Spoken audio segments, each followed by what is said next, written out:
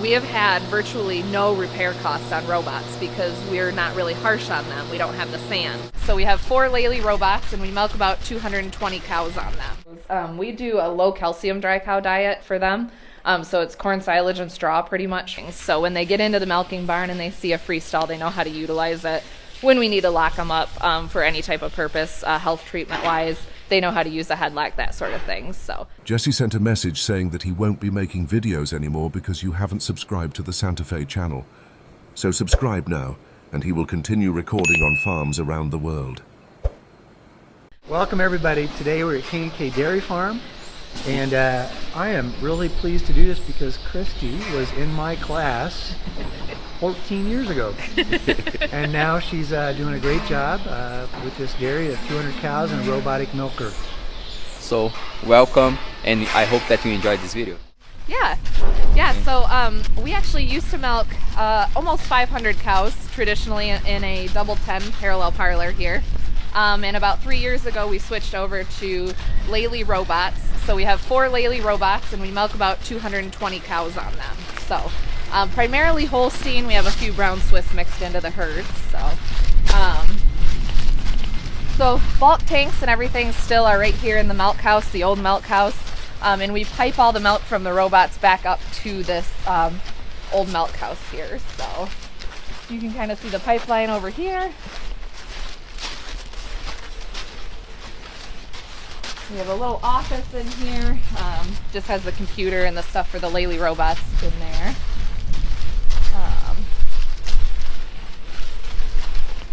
So how many cows? So we milk about 220 cows. 220. Yep. 4 robots? 4 robots, yep. And what's your production at, or So we're sitting... is that an important issue? So we're sitting right about 80 pounds. We do have some issues going on right now with feed and some other things. We're actually doing a little bit of a study on potential salmonella problem that we have. So that has been a little bit of an issue for us, and we're working through that. We were previous to that, we were at about 95 pounds of milk. So we know this is a struggle for us right now. So this was just a freestall barn that we converted into the robot, so we just added right onto the end of it and plopped our robots in here. So you'll see kind of the old portion of the barn and the new portion. Still have the headlocks, although we don't use them anymore. We have the feed bar here, and then these 2 headlock systems here are where we do all of our treating, preg checking, everything like that, because that's where we sort the animals into. So you can kind of see there's gates here and there's gates back there. We make a nice little sorting pen. We can lock them up. We can check them, that sort of thing. So, Do you change your TMR to try to account for the fact that they're going to leave some of that? we do. Yep. And I think that's what our struggle's been, is trying to find the optimal. Because the other thing with robots that's really hard is trying to play with that TMR versus the pellet thing. Right now we pulled a little bit of energy out to try to get more visits through the robot. But with that, I think we pulled a little too much energy out. And that's why the cows aren't producing much. So we're gonna put more energy back in, but hopefully not too much to where we lose visits. So it's that really big balancing act. And you play with starch and some non-forage fiber sources, like soy hulls or something? Or? Yep, so right now we don't have, we have a little bit of soy hulls in, not enough to really say so, but we will play with that a little bit. We use soybean meal, so it's just corn silage, high moisture corn, which I think is a little bit of our problem, to be honest with you. I don't think a robot herd in high moisture corn is maybe the best fit. Yeah. So we're looking at maybe next year going to something a little bit different to try to really reduce that big energy punch that we're kind of getting with that high moisture corn. And the robot, how much are you feeding in the robot then? So I think we average about 13 pounds of pellet through the robot. And the pellet is what? It's a mixture. We've got some protein source in there, some energy source in there. Starch, you mean? Starch, yep. So that starch would be, because it's a pellet, it's probably fermented pretty fast. Yeah, very fast starch. And then you got high moisture corn that's fast starch, and you just got a lot of too much of that fast. I would be bumping up the soy hulls. Fill them up a little bit. Well, soy hulls pretty good energy too, Yep. and it's not going to be fermented and drop rumen pH as much. Okay. You Yep. might also consider doing that with your pellet. Yeah, putting a little more soy hulls in there. Yep. I know we have to use a certain amount to get the Get right cows- pellet, right? Because Yeah. otherwise that pellet gets really And soy hulls smushy can, on us. it can so. fall apart, yeah. Yep. So this Lely robot here, Juno, he'll push up feed about every hour and a half, and it has a sensor that will kind of tell him where the feed is in the bunk and how close to get to the bunk to push it back up to the cows. How many orts do you, or what percent overage do you feed every day? So we try, so we have all of our own heifers here. So, 10% isn't terribly uncommon for us because we will feed it back out to the heifers. Yep. If we didn't have them there, it'd probably be a different story, but yep. We found robot cows are just a whole different way of feeding. They kind of do their own thing. We found that because of our size of our mixer wagon, we have to make 2 batches. And we just found it worked a little bit better to wait and make that second batch until a little bit later, and then kind of force them all to come up again, get a little more bite to eat and things like that. We don't, because there's no parlor, there's not that like forced time to eat, right, when you come back from a parlor. So we kind of had to make some adjustments, play with that a little bit. So that was a little bit tricky, but I think we've got that down a little better now. So. And what different technology that you use here? It's collars, and there's something to heat stress. Yes. So all the collars you see on the cows here, they are all going back to the computer system, and then they work with the robot system as well. And so the data that we get off of that is we get rumination data. We get all of the data through the robot off that. So milk temperature, pounds of milk. We get all sorts of heat information as well, so pedometer type information from it too. So the collars were a big learning curve for us because previous to that we didn't have anything. So it was kind of a flood of information, which I think was a little bit harder for us to manage as people, just how we take that information and we utilize it into something practical for us. And about reproduction, do you watch some information in the collars to? Absolutely, yeah. We've gone a little bit away from timed AI per se, and we do a lot more off the collar breeding. So that's been a nice addition when we put the robots in too. So yeah. What, you just talking about breeding? I didn't hear that. Yeah. So do you timed AI or So we do a little timed AI, but I was telling him we went away from so much timed AI when we got the collars, and we do a little bit more off the pedometer type information. I was telling him that was probably one of our biggest learning curves going on the robot. We didn't have any collar system or anything going into them. So putting these collars on, we have rumination, we have pedometer, we have about everything you can want, and it was more so from a people standpoint, was learning, okay, I have all this information, what do I do with it? How do I utilize it to where it's actual useful information? So I think we've got that down pretty good now. I would say one of the things we use is rumination the most. For breeding? Or for just looking for at... like health, things like that.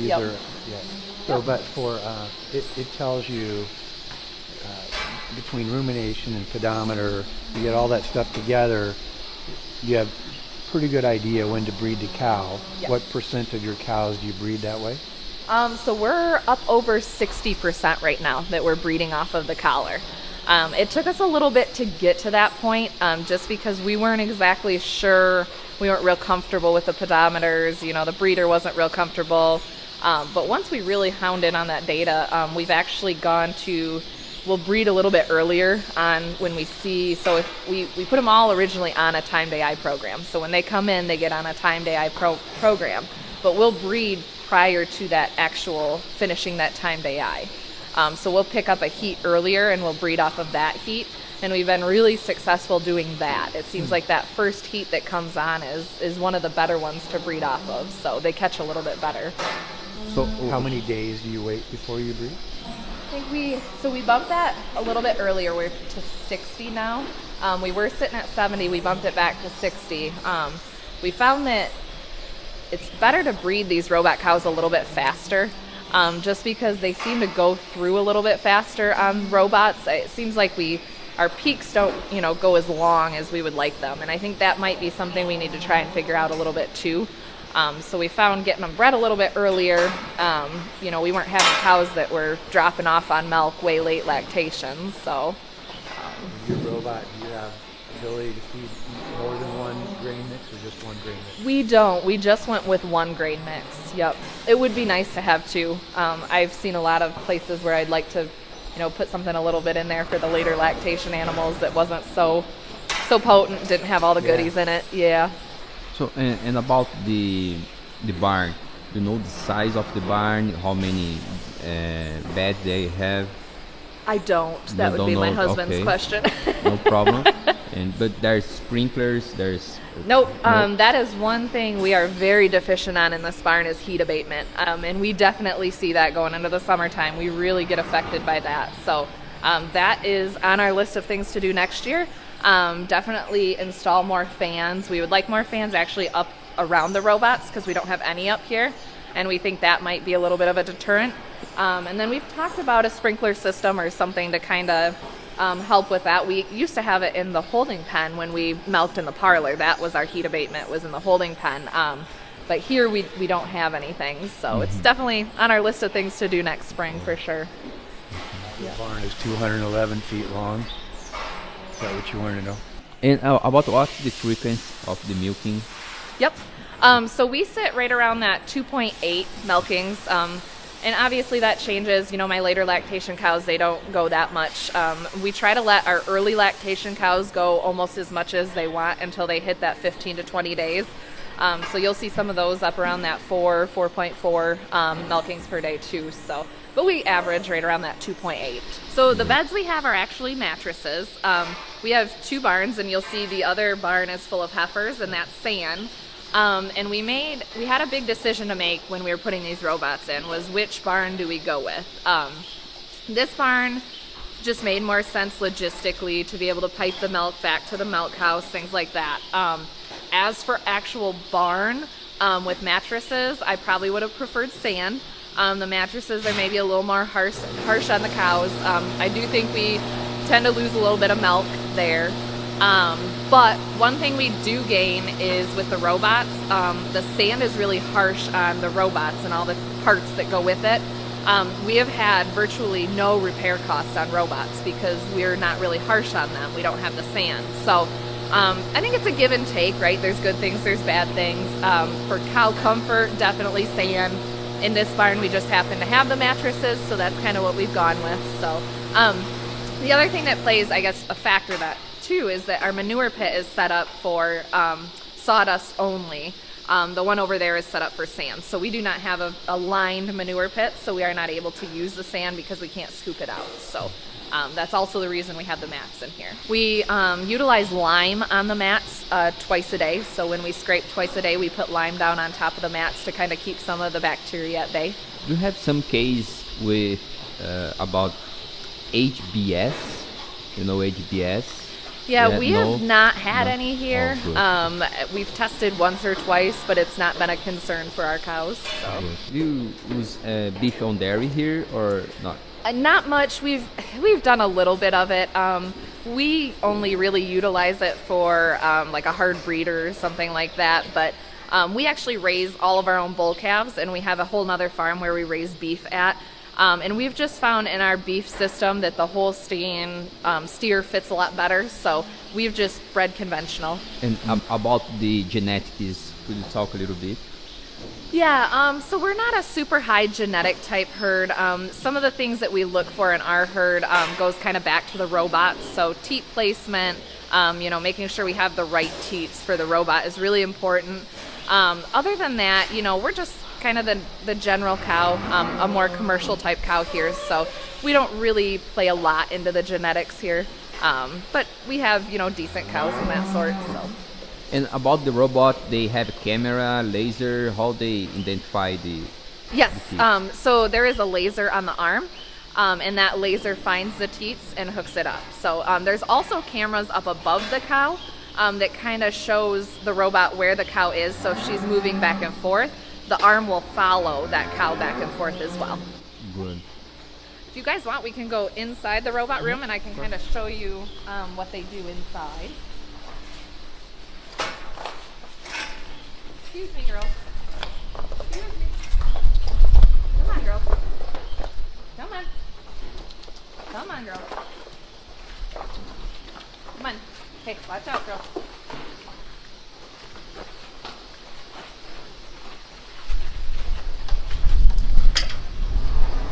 we had to install the gate and then the lock because the cows were beating our doors up. So what this does is it, in Michigan, we're required to brush twice. So it has a sanitizer on it and it brushes the teats off. It swings back out, sanitizes again, goes back in and brushes again, and then it actually dries. So it shoots air up to the teat and dries the teat off before it goes and hooks up. Then it will use a laser to find the teats and hook up the cups that way. How much costs to implement this robot here? I don't exactly remember, but the robots are a pretty hefty cost. What we ended up doing, we had the option to a lease to buy program. And kind of what we were explained is that these robots are like your cell phone, right? And after a few years, the new one comes out. The new one has a lot better technology. And so they said the lease to own option, after you're done with your lease, you have the option to upgrade to the new robot. And so we went with that option after some friends of ours did that. They had their robots for 8 years, decided the new one came out, they really liked the new ones, so they pulled the old ones out and put new ones in. So that's kind of what our option was. So we kind of have like a cell phone. You pay and lease it, and then, you know, at the end when there's a new phone, you can upgrade. So that's kind of what our program is. So, yep. And what's the secret to the robot? What you need to focus to have a good milk production? Yeah. So robots are tricky. The nutrition is really important because you have the pellet and then you have the PMR, so you have the bunk mix. Trying to get that really honed in so you have the right protein, the right starch, the right energy, that's really tricky. The other thing is we learned early on, let cows be cows. We were in this barn a lot, we were fetching a lot, and we finally were like, let's let the cows do it, let's see what they can do. The more we're not in the barn, actually, the better they are. They'll go a lot more, and they're just a lot more efficient without us in here. So we try to get everything done, you know, within a few hours in the morning, and then back away and let the cows be cows. And this is a guided system? Nope. Or free flow? This is free flow system. Yep. Cows come when they want. Yep. So this cow, it wasn't her time to milk, so the computer system sets them up on all sorts of things. So their lactation curve, how much milk production they have, things like that. And it lets them know when they can and cannot come to the robot.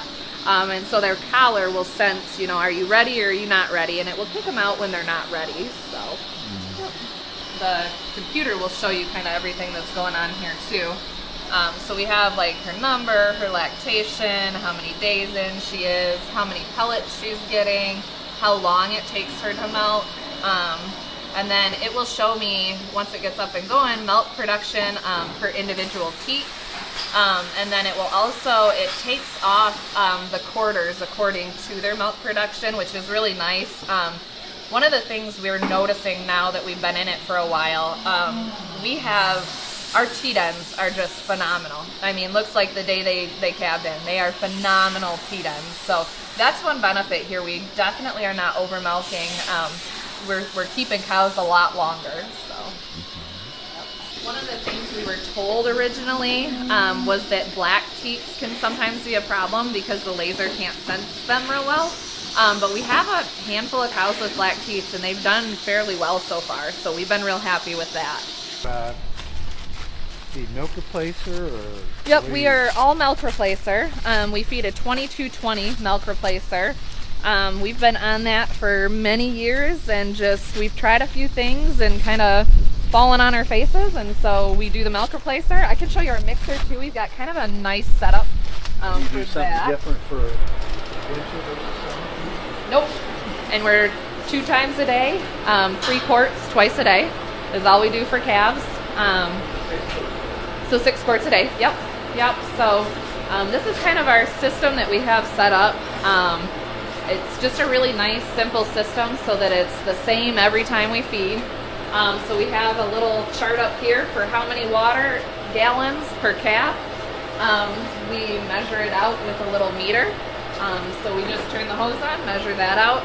And then we weigh all of our milk replacer with a hanging scale and a bucket. And we have a little chart over there of how many pounds of powder per calf. Mix it up, and then we bucket feed everything out here in the hutches. So we have a Hispanic fella that actually scrapes the barn twice a day, and he feeds calves twice a day. So it fits real nice with that scraping system too. Yeah. Something. How does he monitor health, or does he have things he's supposed to check every day? Yep. So I mean, we're pretty simple. This is kind of how many calves are on milk and water, and then if he has sick ones, he writes them down here. My husband does all the herd health stuff, so when he sees a sick calf on here, he'll go out and evaluate what needs to happen, if it gets a treatment of some sort or whatnot. So, yep. Simple is good. Simple is good, yep. We also have this here. I know it's very weird looking. This is a picture of our maternity pen setup. And if there is a calf in there, we do the calf's number. And then these tally marks are how many colostrum feedings they've got, to just make sure we get the colostrum feedings into them. So once again, real simple. Nobody can take a calf out of that maternity pen until it's got all of its colostrum feedings, and then it can come out here to the hutch. So how quickly do they usually get colostrum? So that's one thing that with the robots has been a really big learning curve for us, and we're still really trying to get our head wrapped around it. Being the 500 cows, you used to have a person out here 24/7. We milked 3 times a day. There was just always someone taking care of maternity. We don't have that anymore. When we're done for the day, we all go inside, we go to bed. There's nobody out here with the cows. So we've really been struggling with that.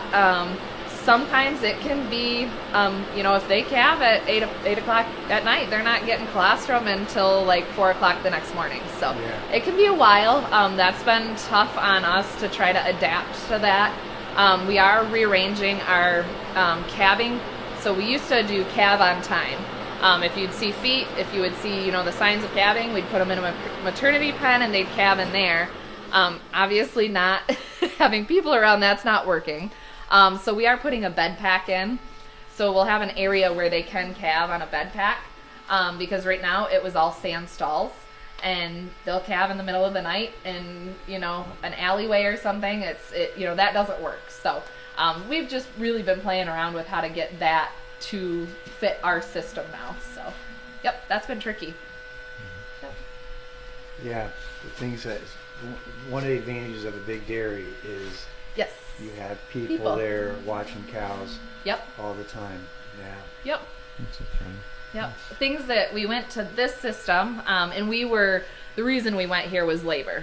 We had about 15 to 16 people on staff, and we would be 2 to 3 people short at any given time. So it was really difficult on us just trying to fill in and make sure we had people where we needed people.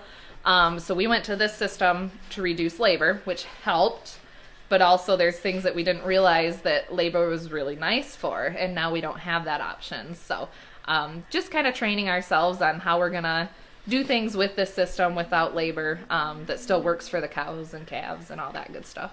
So you feed 6 quarts a day. How long have you been doing that? We've been doing that since well before we were on the parlor over there. So many, many years we've been doing that. Yeah, Yep. that's good. So Yep. 6 quarts a day gives you a lot nicer gain Yes. on those calves. Yep. Which is, all the data says the time to get more gain is when they're calves, not older Yep. heifers. So. Yep. Yep. Good. Cool. And about the colostrum, you said something or not? 2 feedings, right? Yes, Two 2 feedings of feedings. colostrum. Yep. And we do, I think what this is.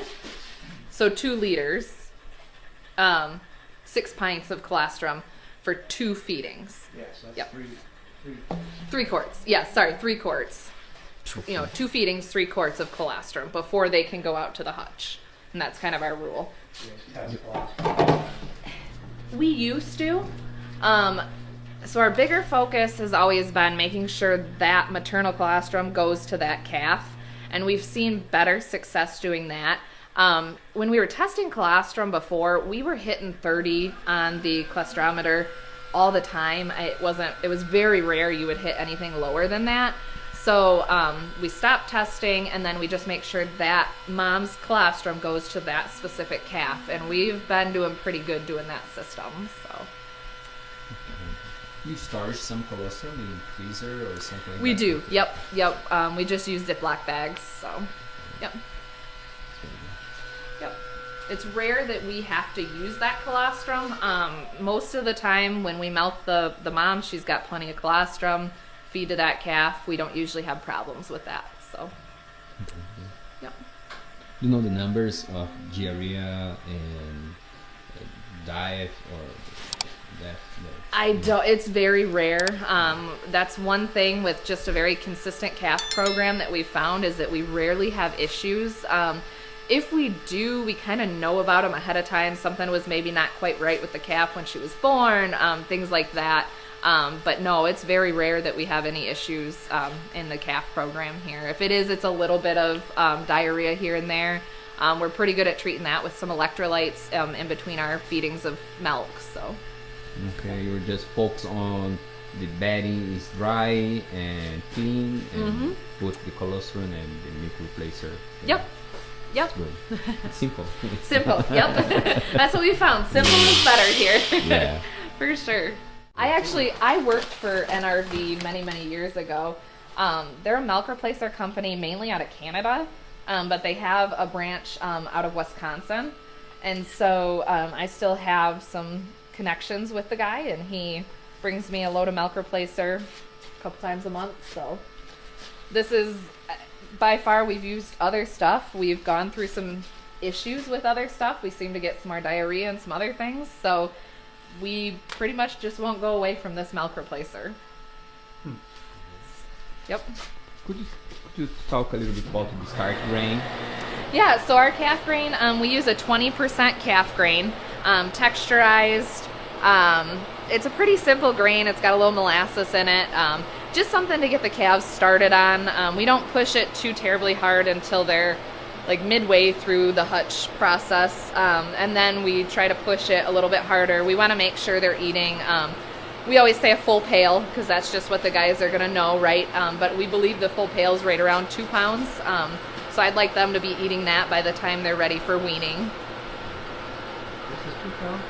If we get it full, sometimes we'll put... Looks like way more than 2 pounds. Oh, maybe it is. Maybe it's 4 pounds. It's been a long time since we've done that. So our weaning process is we will take 1 feeding a day away from them for a week. So they'll be on 1 time a day milk for a week.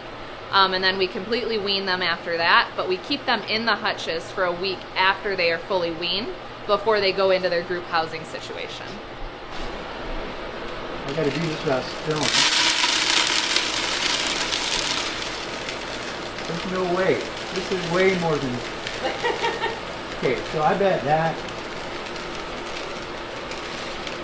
I'm not even going to fill it all up. Because I know this... Yeah, it's probably not. Because I know that's way more than 2 pounds. Now, I didn't weigh the tail. I can do We it should after really you're do done. that. Yep. Okay, so... Oh, 12 pounds. So it's probably more like the pail's a couple pounds, maybe. Yeah. Oh, 10 pounds of grain they're eating. I can't imagine they're eating that much. So... A couple of pounds? Couple pounds, yep. So they're eating about 10 pounds. So I was off. I bet they're not eating that much. So once again, really simple system. We always fill from the youngest. So these will probably be about the oldest up here, and my youngest are going to be in the back. And then as we add hutches, they're just older and older and older, and always clean them out after we're done. So when these guys wean out of here, when they go to the next pen, we clean everything, we scrape the cement, we try to let us always have time for it to dry. So you'll see these areas where we don't have hutches. That's because we want it to dry, get some sunshine before we put the new calves back on it. So you always have that little strip that just keeps moving. right, it just keeps moving with us. So Yep. So those are empty, waiting for calves, Yep. and then you'll put new calves. in And front. Keep moving. Yeah, it's always a moving system. Yep. Where The does the grain grain's go? on the inside. Okay, so Yep. they can't mix water and grain. Yes. Yep. And we always start out with these younger calves of just a little bit of grain. We used to have some employees that would fill it all the way to the top, and then by the time you get to the bottom, it's really gross. So we ate just a couple scoops at a time until they really start eating it, which we found really isn't until midway through their, time on milk, and then we'll start, adding a lot more. So. And that's already a pound. So. Yep. Yep. So where do you feed them their milk? So the milk goes in the same bucket. So what we've kind of learned, or kind of what we think is happening, we'll feed them milk, so we'll dump the water out, we'll feed them milk in that bucket, and then shortly after they've drank all their milk, we come back and we rinse the bucket and we fill it with water, and we think that may help keep some of like the bacteria down, because we do not wash buckets. The only time these buckets get washed are when new calves come in. So once again, a very simple setup. It's not one, I tell some people that it's maybe not how veterinarians would love to see it, right? They'd love to see us clean the buckets every day and all that good stuff, but realistically this works, and so we just keep going with that situation. Yeah, and One thing that's nice though is the water's over there, the feed's in there, so they never make their feed wet. They never get grain in the water. And very clearly calves eat grain better when they don't make it wet, and they drink their water better when they don't get it dirty with grain. Yep. So it's important. And Yep, good, definitely. very good. Yep. The folks in the management with 2 or 4 people. Yep. We need to make this happen. Yep. The one thing we've found too over the years, when we were in the parlor, you could have 4 or 5 different people who would feed calves, because they were different people who would scrape different shifts and things like that. That's when we had a lot more issues. Now we have, so the same guy feeds calves twice a day for 6 days out of the week. And then it's my husband who feeds the calves the other day of the week. So really there's only 2 people feeding these calves. And they just have consistency. So I think that's huge. I think that's really helped. It really cuts down on any issues that we have. So. big cat. Yeah, this is a steer. Yes, it is. This one has grown really fast. Do you keep all your little cats? We do. So we have a beef farm over in Langsburg. And so all of our steers go over to Langsburg. So, yep, we raise them out there. Very good. And I was kind of telling him that we have not done the beef on dairy kind of thing because we raise our own. Our steers the barns and stuff are just set up for Holsteins. Our feeding program set up for Holsteins, so it just fits better for us to have Holstein steers. So every once in a while we will throw, you'll see one right there. Every once in a while we throw an Angus in, and it's more as a cleanup. For a cow that's been bred a few times, we can't get pregnant, we'll throw an Angus as like a cleanup, and they do catch. So nope, just straws of Angus. Yep, everything's AI'd here. Yep.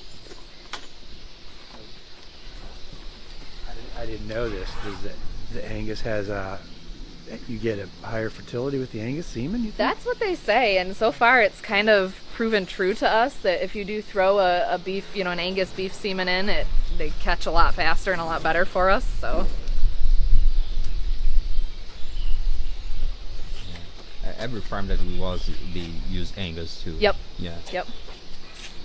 My husband kept an Angus heifer one time because it was a heifer, and he thought, that'd be fun. We don't recommend doing that. It turned out to be a big, beefy, not milking well animal. So.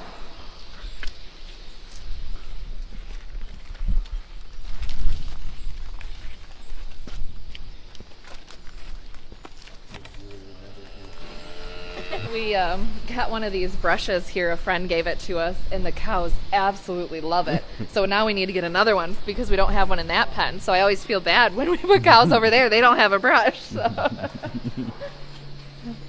How this works here, the effluent?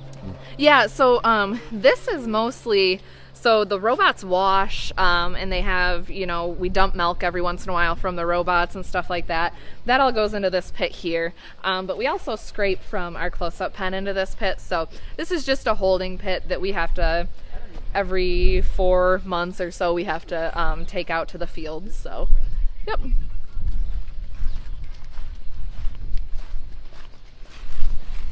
So this used to be a milking cow barn.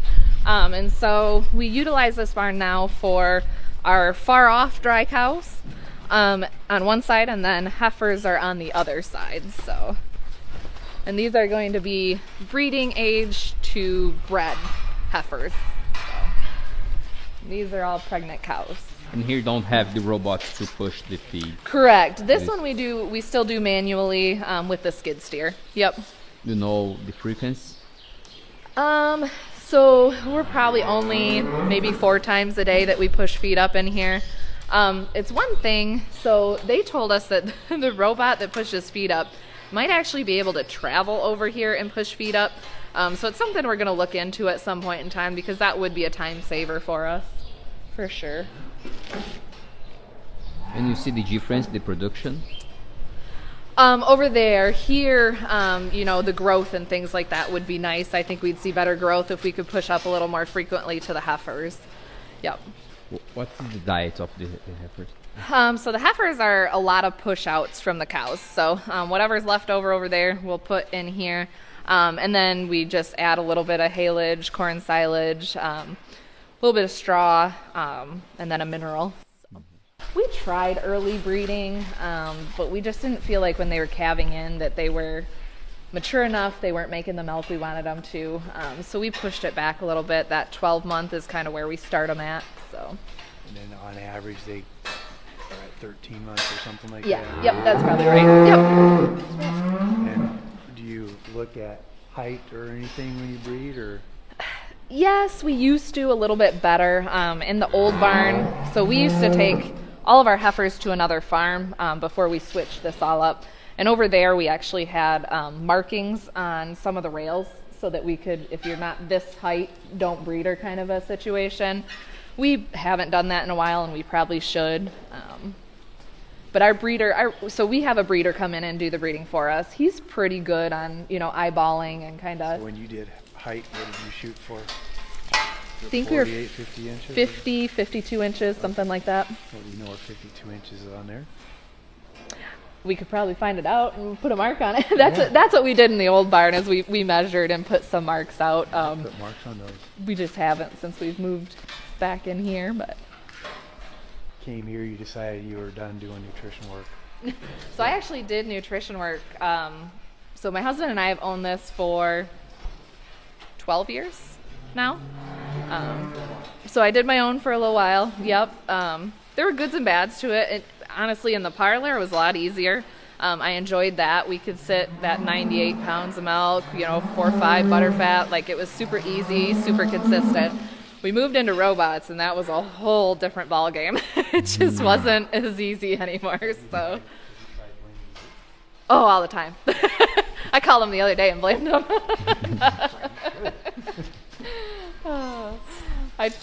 When we hired Nate on, I said, Nate, I'm probably going to be the worst customer you have because I know nutrition too well. Yeah. I was going to go to college for chickens. That was kind of that's where I was going until I met my husband here, who has a dairy farm. Then we switched over to cows.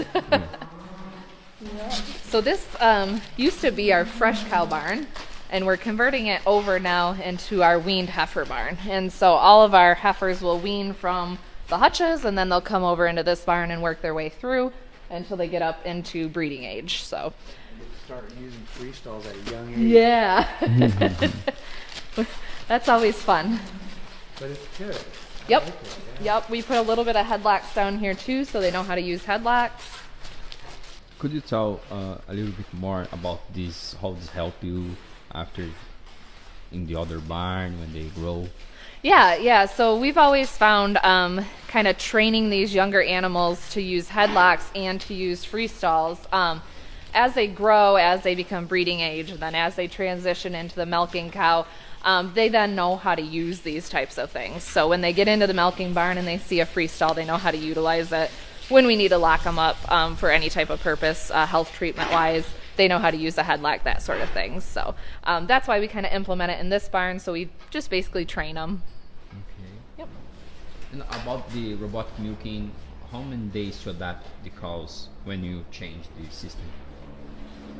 And the first time, remember it's... Oh, yeah, that was a disaster. So we pushed cows for a week prior to starting on the robot. And that was actually one of the best things that the company ever told us to do. So we just let the robot kind of be open, and all we did was push them through without getting milked or anything. So we got them really used to that, you know, this is the robot, this is what it smells like, this is what it looks like, before anything touched them or anything milked them or anything like that. So we did that for a week, and then we put them on the robots to be milked that next week. That actually went fairly smooth. We weren't really pushing cows through per se. They were just, you know, kind of walking in and getting milked. We had a fair amount of fetch cows for probably 3 months after we put the robots in. Just the older cows, they just don't get it. Even we have a few older cows in there now that I'm like, you just never took to it. Like you're still a 2 time a day cow because you don't like them. The young cows coming in, you didn't have to touch them. They would fly right through. They'd go on the robot. They'd milk themselves. You don't have to go fetch them or anything. So big learning curve for us and for them. But yeah, it was, we made the mistake of starting in January.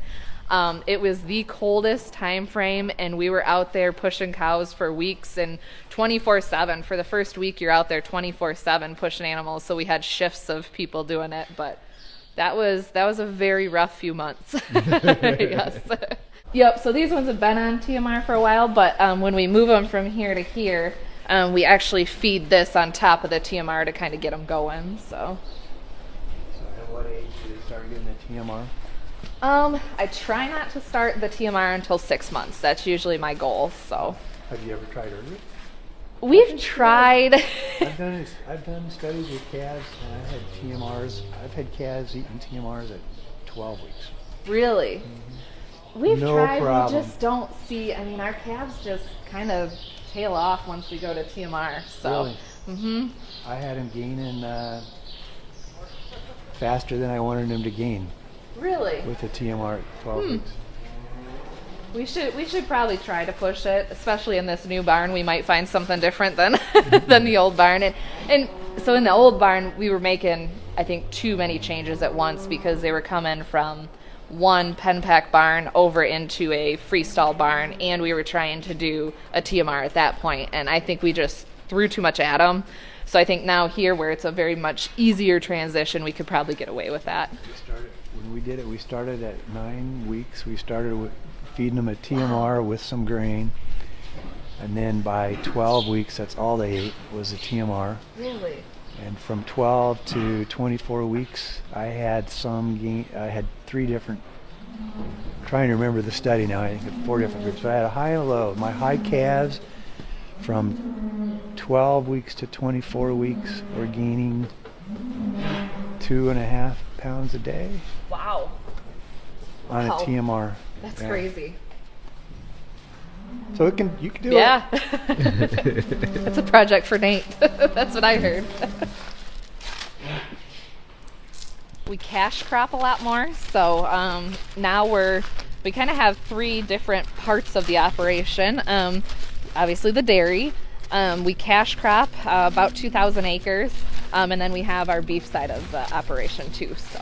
So this was my husband's family farm. Yep, I married in, but yep, this was, I think we are 4th generation on this farm. Actually, so I do have to laugh. The gentleman that owns the other farm that we have the steers at, I don't know if you know the name Kevin Dennis, but he used to go overseas, and he would help. I think he would go to Australia. He'd go a whole bunch of different places and help dairy farmers kind of get their feet under them. So he's kind of a cool guy, but he kind of retired from doing that. He says, I had enough of that. I want to come stay home. And he says, I need a project. And I'm like, okay, you know, what are you thinking? He says, I think I want to raise chickens. I was like, okay. He is up to 600 laying hens. And he has an egg operation, and this, I mean, he has the whole egg washer. He delivers eggs. It's a whole deal. Sells locally. Yep. Kind of a cool little operation. So, yep. So we have 2 bunkers of haylage here, and then a bunker of corn silage over here. Way more corn silage than we need. We still haven't figured out how to adjust that, but we'll get there. Then we keep straw for our close-up ration. We have soybean meal, and then our mix. So definitely old school. It's good and bad. We struggle a little bit when we get to the edges in the back of the bunk. I think sometimes that's just, you know, you got clay bunks, so you get stuff that kind of leaches in and out. We've talked about covering the like the outsides, but we just haven't. You putting a roof over top. Is that what you mean? Nope. So using plastic to actually like cover the sides. Plastic down this. Yeah, down like the sides, but we haven't done that. So ignore the signs. So I think he has soybean meal in this one, and then the mix in that one, if I remember correctly. Yep, pretty much just the minerals. Yep.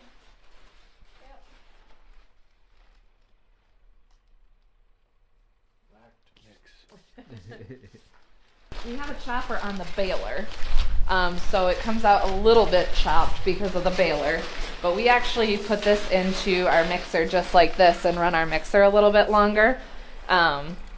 Seems to work okay. I'm sure we go through more mixer knives than we need to, but beats having a and they don't leave straw grinder. They eat it with everything else.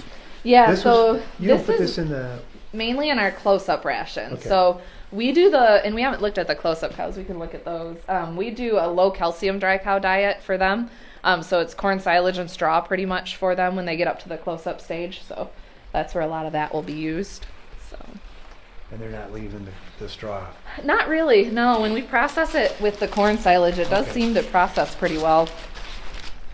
Probably have the most work to do on our farm would be coming up with a better system here. We have the really old H bunk here with a roof over it. We still feed in. Just a different system here would be a lot more efficient for us. I think better for the cows. And then this is where we still have like the calving problem because we don't have a bedded pack, and sometimes they calve at night and that sort of thing. So this is our biggest area to work on. So this is the close-up cow pen. We don't normally have this many close-up cows, but we are due to calve in way more than we normally do this month. So that's why it's a lot fuller than it normally is. But cows eat out of the H bunk here, wander around. They have sand beds in the back. And then this other portion of the barn is where the calving pens are. I can show you that too. So currently when they get ready to calve, we bring them into these pens here. There's a whole gate system in here we can actually make pens out of. And so we'll pen up, like we've got a calf there. I think she's getting ready to move out to the hutches. But we'll lock cows up in here so they can calve.